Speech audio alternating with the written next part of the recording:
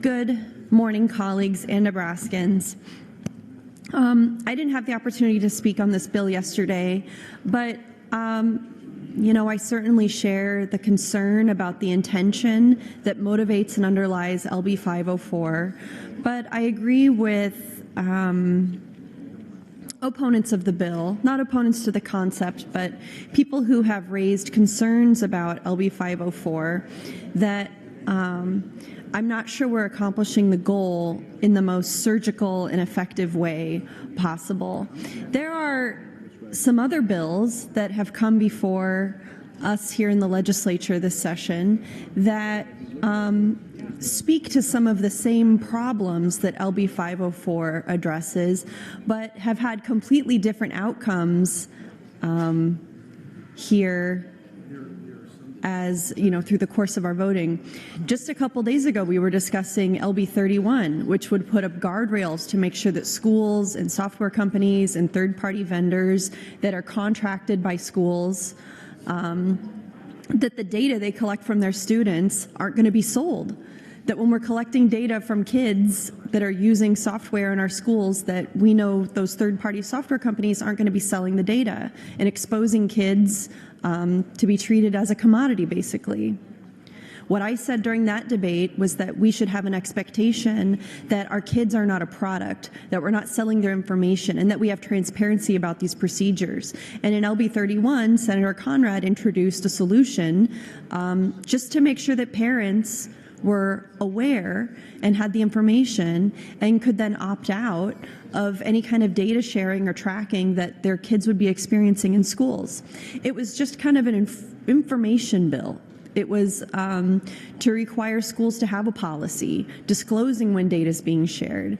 And that bill failed resoundingly. The same people who are standing up in support of LB504 shut that bill down, even though it took a much more thoughtful approach to the problem that LB4 is looking at. Another bill that touched on similar themes that LB504 is addressing was LB241, which we debated a week or two ago from Senator Hallstrom. That bill gave companies that negligently allow their data to be breached to get total immunity.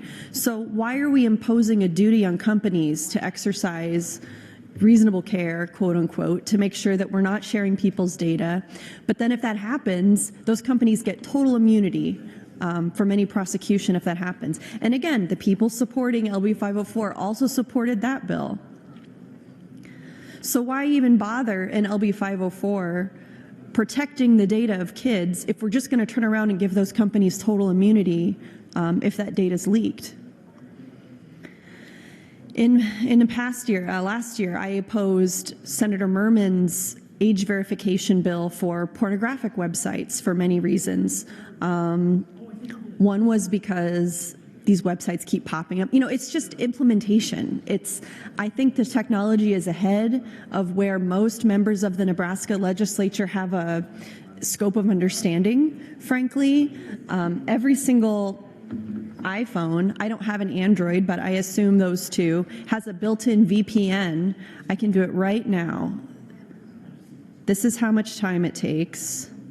Done. To turn on a VPN on your phone.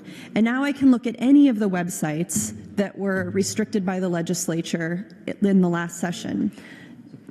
I just did that in literally 5 seconds. It's so easy to do. So for that reason, I have concerns about age restriction measures because I don't know how effective those really are. Things like what we tried to do with LB31, where we know parents are getting informed, we know that that basically these third-party companies and software companies are on notice that if they're selling kids information that parents are going to know about that and then they're going to have to deal with the ramifications. I think that that's a good solution. I think it's good for parents to have control over their kids' devices. I think that we need to stop looking to government to raise and parent our children. I don't want to use the phrase nanny state because I think that's kind of corny, but To me, that's sort of what this is. I agree with protecting kids. I agree that social media and technology poses unique and growing threats to young people and people who are frankly digitally illiterate, which includes many members of this legislature. That's your time. Thank you, Mr. President. Thank you.